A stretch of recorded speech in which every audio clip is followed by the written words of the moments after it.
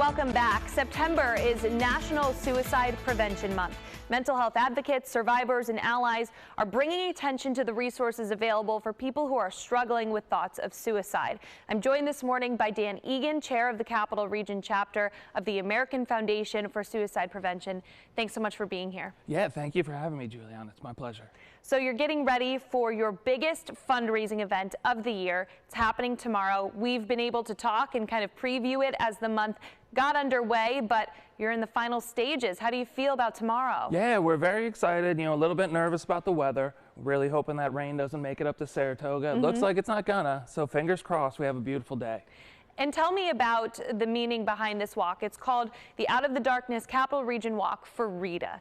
Yeah, the Capital Region Walk for Rita is one of the longest running suicide prevention walks in the country. It was founded by a group of friends of Dr. Rita Layton, who lost her life to suicide back in 2004. I think the walk started in 2005. And it kind of eventually got co-opted into the AFSP Out of the Darkness Walk series. And in talking with other people involved in your organization, I talked with Lynn Keys earlier this week. She does a lot of the community education for your organization. She was saying it's really also a way for people who have been impacted by suicide, who have lost someone in that way, to come together and find some sense of community. And you have a personal story to share as well. Exactly. The mission of AFSP is to save lives, but also to bring hope to those affected by suicide. So having lost my dad to suicide 33 years ago, it's really a place we can gather and be together with folks who truly understand what we've been through and the path we've walked. Fundraising is really important for your organization because, as you've told me, mental health is historically underfunded. Why do you think that is? I just think it's hard because people don't get to see our successes as much as you see our failures. When we lose someone to suicide, it's really obvious. But, when we have a win and someone survives, you don't really get to see that success. And we're hoping that with tomorrow's event, you guys have a great turnout and many people are able to feel your mission and feel the support and hope that there is out there, because that's one thing you're always talking about is hope. You've got your hope shirt on right now. So what do you want people watching to understand about the resources available and the hope that your organization provides? Yeah, come on out. We'll have other community resources there available so you can find out what's there in your local communities. We'll have some therapy horses out you can visit, which is just an amazing thing to see. Just they're so calming and relaxing. We'll also have a rock painting station, kind of like the ones we have here in studio. And it's just a great way to get together and figure out if you're struggling, that you're not alone, or if you've lost someone, you're not alone. And here are those rocks right there. You're seeing a close-up of them, really beautifully painted. And there are also so many cool t-shirts that you brought with you. This is just another way to really spread the message, huh?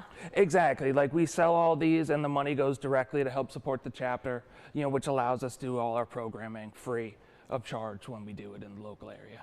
These Out of the Darkness community walks happen all over the country, and there are more happening locally besides the one in Saratoga tomorrow. Yeah, if you can't make it out tomorrow, we've got one in Schenectady at Central Park on October 1st. We have one in Catskill on October 15th, and that'll be the close of our season. Okay, and if people aren't able to make it out to any of those walks, there are ways they can support. Exactly. There's so many ways you can be involved. One of the simplest is go to the AFSP.org website and become a field advocate, or volunteer with us. And you can find that at our chapter website. Just add to the AFSP.org/CRNY. Okay, Dan, thank you so much for joining us this morning. And before we go, we of course want to remind you of the resources that are available. If you are struggling, if you need help, call that 988 Lifeline. You can also text 741 to 741 to get 24/7 confidential help. And we always like to remind people of those resources. We have more links on our website, news10.com. Dan, thank you so much for coming and sharing that message. Yeah, thank you again. And we'd love to gift you one of our walk shirts for the event tomorrow. Oh, wow. Usually to get one of these, you have to raise $150. But, I figure this interview will help us do at least that.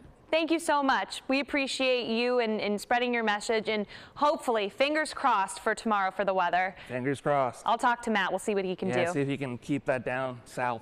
Yeah. Well, we'll be right back after this short break.